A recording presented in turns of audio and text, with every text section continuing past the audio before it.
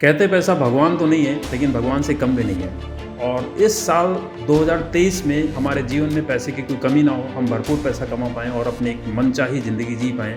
तो उसके लिए एक सही टाइम है कि मनी के बारे में एक पावरफुल चर्चा की जाए। Hi, my name is Ashwini Pandey, I am life and business coach. मेरे इस पहले पॉडकास्ट में आप सबका स्वागत है। जब भी हम मनी के बारे में बात करते हैं तो आप सबने बहुत सारे लोगों के मुंह से सुना होगा कि पैसा ही पावर है। जबकि यहाँ पर मैं आपको थोड़ा सा बताना चाहूँगा कि पैसा ही पावर नहीं है। इसका मैं आपको कुछ एग्जांपल देना चाहता हूँ कि अगर पैसा ही पावर होता तो आपने देखा होगा बहुत सारे लोग ज़िंदगी में बहुत सारा पैसा कमाते हैं, या बहुत सारे लोगों को एकाएक बहुत सारी मनी कहीं से मिल जाती है, लेकिन बाद में वो फिर बहुत एक पुअर कंडीशन में भी लाइफ बिताते हैं। ऐसा भी आपने बहुत सारा एग्जाम्पल देखा होगा। तो अगर पैसा ही पावर होता तो फिर वो कभी भी एक कमज़ोर या वीक पोजीशन में नहीं जाते।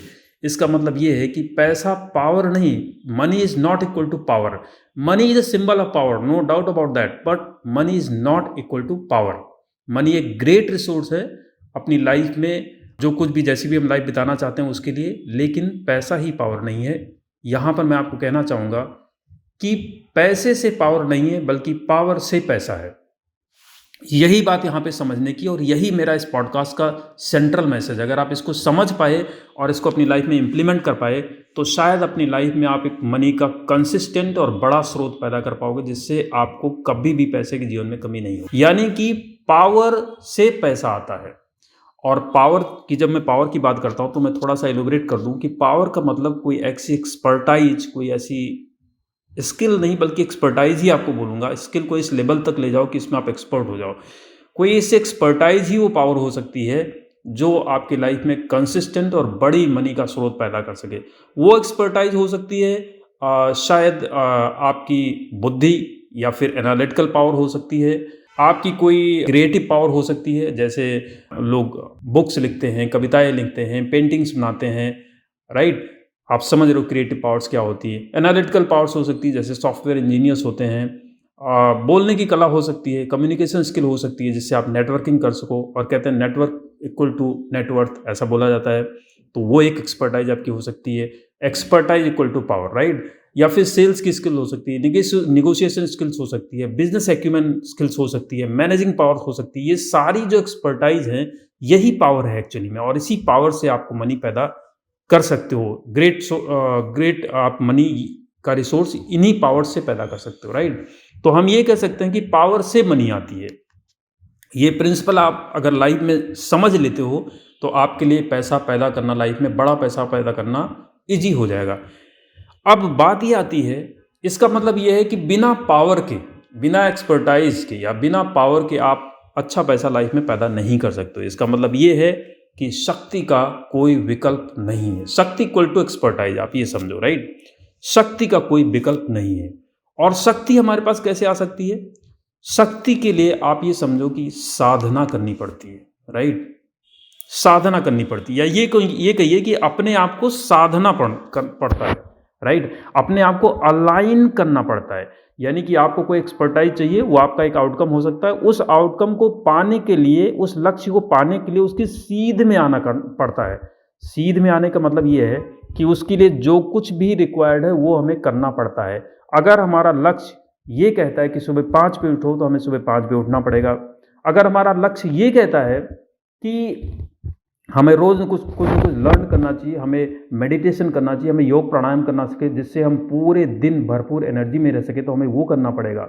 अगर हमारा लक्ष्य ये कहता है कि हमें लाइट ब्रेकफास्ट करना है, लाइट लंच करना है, या लाइट डिनर करना है, या हमें तामसिक खाना बहुत ज़्यादा नहीं खाना है, राइट, तो हमें वो करना पड़ेगा। ठीक है। अगर हमारा लक्ष्य ये कहता है कि हम सिर्फ उसके बारे में सोचें और कहीं भी हम अपना ध्यान इधर उधर ना लगाएं, डिस्ट्रैक्ट ना हो, सोशल मीडिया पर ना जाएं, टीवी ना देखें, बेकार की गप्पे ना मारें, तो हमें वो करना पड़ेगा। लक्ष्य की सीध में आने का मतलब यही है। लक्ष्य, अपने आप को लक्ष्य की सीध में लाने का मतलब ही साधना होती है। लक्ष्य के लिए साधना पड़ता है अपने आप को। फॉर एग्जाम्पल, जैसे एक तीरंदाज होता है, एक धनुर्धर होता है, जब वो निशाना साधता है तो कल्पना कीजिए उसकी मन स्थिति और शारीरिक स्थिति कैसी होती है। मस्तिष्क में सिर्फ एक चीज, वह लक्ष्य, जिस पर उसे निशाना साधना है। उसे लक्ष्य के अलावा आसपास क्या है, उसके खुद के आसपास क्या है, यह भी पता नहीं चलता। लक्ष्य कितनी दूर है, उस दूरी का भी उसे एहसास नहीं होता। एक्चुअली हम कहते हैं ना कि हमारा लक्ष्य तो बहुत बड़ा है, बहुत कठिन है।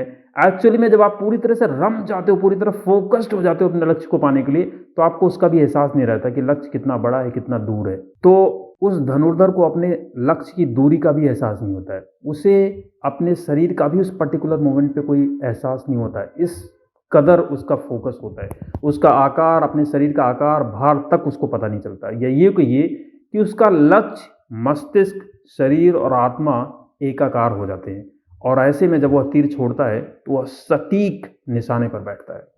तो ठीक इसी प्रकार की मनस्थिति और शारीरिक स्थिति की जरूरत हमें अपने जीवन में भी किसी लक्ष्य को पाने के लिए होनी चाहिए। यानी कि शक्ति की साधना करने के लिए अपने आप को केंद्रित करना पड़ता है, अपने लक्ष्य के लिए फोकस्ड होना पड़ता है।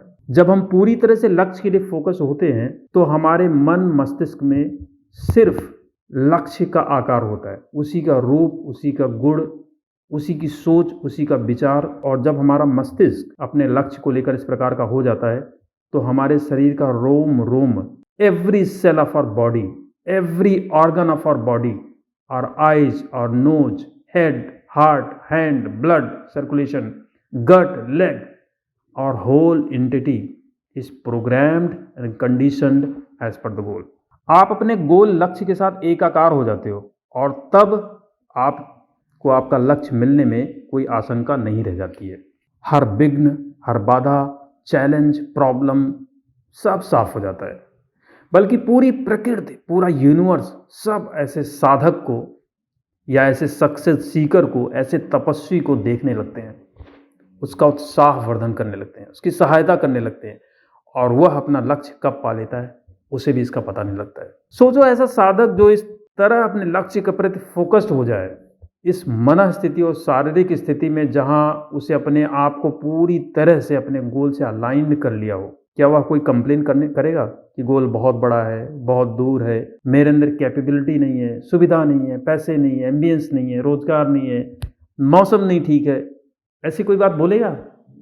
ऐसा सक्सेस सीकर ऐसी कोई बात नहीं बोलेगा, क्योंकि उसके दिमाग में ये सब होगा ही नहीं। क्योंकि वो तो फोकस्ड है लक्ष्य को पाने के लिए, सिर्फ उसको पाने के लिए क्या करना है, सिर्फ उसको साधने में, सिर्फ साधना करने में रत है, लीन है। तो उसका दिमाग इन चीज़ों की तरफ जाएगा ही नहीं कि उसकी विघ्न, बाधाएं, चैलेंजेस हैं क्या। वो सिर्फ एक चीज़ पे फोकस्ड है, उसका लक्ष्य और सिर्फ लक्ष्य। वह सिर्फ लक्ष्य को पाना चाहता है, वह साधक है, कंप्लेनर नहीं। राइट? तो जो भी आप एक्सपर्टाइज पाना चाहते हो, आपकी आइडेंटिटी उसको साधने की होनी चाहिए, उसको सक्सेस सीकर की होनी चाहिए, ना कि कंप्लेनर की आइडेंटिटी होनी चाहिए। क्योंकि जो आइडेंटिटी आपके दिमाग में आ गई, आपका माइंड, आपका फोकस उन्हीं चीज़ों पे जाएगा।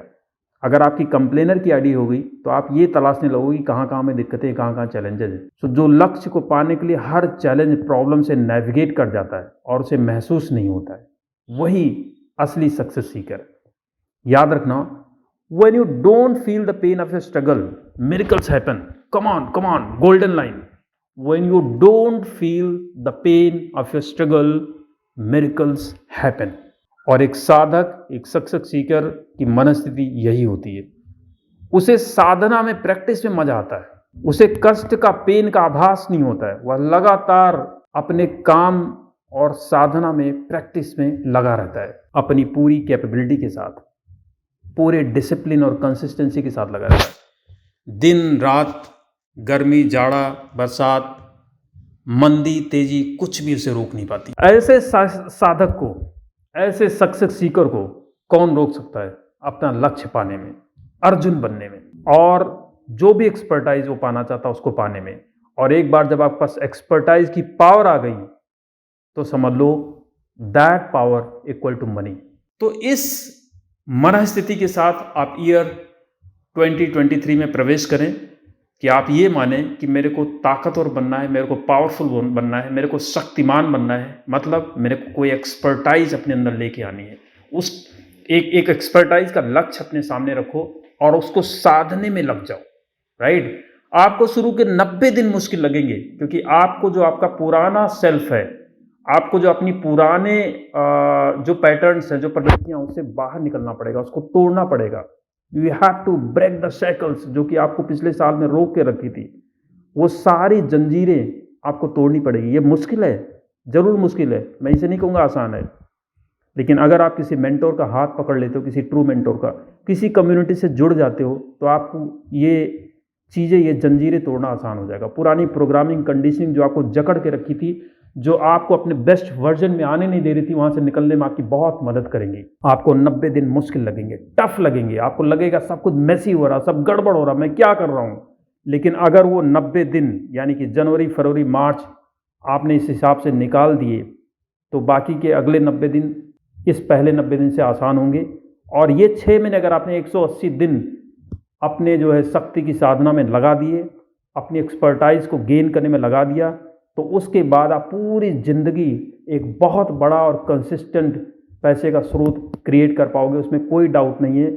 उसके बाद आपको सिर्फ अपने आप को अपग्रेड करते रहना पड़ेगा, राइट। तो आपको इसी रास्ते पे चलना है, इसी मनस्थिति के साथ चलना है अगर आप पावरफुल बनना चाहते हो, एक्सपर्टाइज से भी और पैसे से भी। तो that's it in this podcast. Hope कि आपको कुछ वैल्यू मिली होगी इससे। Wish you all the best. Year 2023 आपके लिए बहुत सफलता से भरा हो, सक्सेस से भरा हो, आपको हेल्थ, हैप्पीनेस और जो भी आप चाहते हो वो सब मिले। इसी के साथ thank you so very much.